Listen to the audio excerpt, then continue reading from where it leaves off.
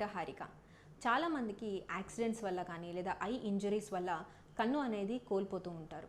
So అలా కన్ను కోల్పోయిన వాళ్ళకి నెక్స్ట్ ఫర్దర్గా ఆప్షన్స్ ఏంటి, సర్జరీ ఆప్షన్స్ ఉన్నాయా, మళ్ళీ చూపు రావచ్చా అనేది చాలా డౌట్స్ ఉంటూ ఉంటాయి. ఇలాగా కన్ను కోల్పోయిన వాళ్ళకి ఎలాగో యూస్ఫుల్ విజన్ అనేది ఉండదండి. సో యూస్ఫుల్ విజన్ ఉండదు అండ్ అలానే దాన్ని ఏమి చేయకుండా అలా ఉంచుకుంటే అదర్ ఐకి కూడా విజన్ లాస్ అయ్యే ప్రమాదం ఉంది.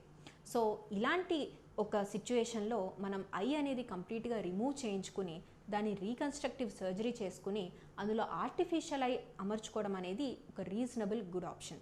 ఇప్పుడు వచ్చిన లేటెస్ట్ టెక్నిక్స్తో ఆర్టిఫిషియల్ ఐ అమర్చడంతో పాటు దానికి కొంత అమౌంట్ ఆఫ్ మూమెంట్ కూడా మనం ఇవ్వగలం, లోపల వేసే ఇంప్లాంట్స్ దాని సర్జరీ టెక్నిక్స్ని బట్టి.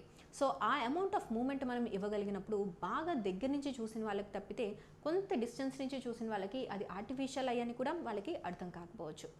సో ఇలా యాక్సిడెంట్స్ కానీ లేదా ఐ ఇంజరీస్లో ఐ కోల్పోయిన వాళ్ళు నిరుత్సాహపడకుండా ఆక్యులోప్లాస్టిక్ సర్జరీని కన్సల్ట్ చేసి దానికి ఎలాంటి ఆప్షన్స్ ఉన్నాయో డీటెయిల్గా తెలుసుకుని అందులో ఆర్టిఫిషియల్ ఐ కనుక అమర్చగలిగితే వాళ్ళకి కాన్ఫిడెన్స్ అండ్ కాస్మసిస్ అనేది చాలా బాగుంటుందండి అండ్ ఫర్దర్ లైఫ్ కూడా చాలా హ్యాపీగా ఉంటుంది.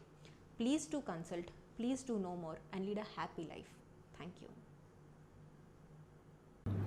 లాస్ట్ ఇయర్ కరోనా సెకండ్ వేవ్లో నాకు బ్లాక్ ఫంగస్ వచ్చి ఈ ఐకి ఎఫెక్ట్ అయ్యి రైట్ ఐ అని నేను పర్టికులర్గా ఇప్పుడు చెప్పాల్సి వస్తుంది మీకు, ఎందుకంటే ఇప్పుడు మీకు తేడా తెలియదు బట్ నాకు తేడా తెలుస్తుంది కాబట్టి రైట్ ఐ అని చెప్తున్నా.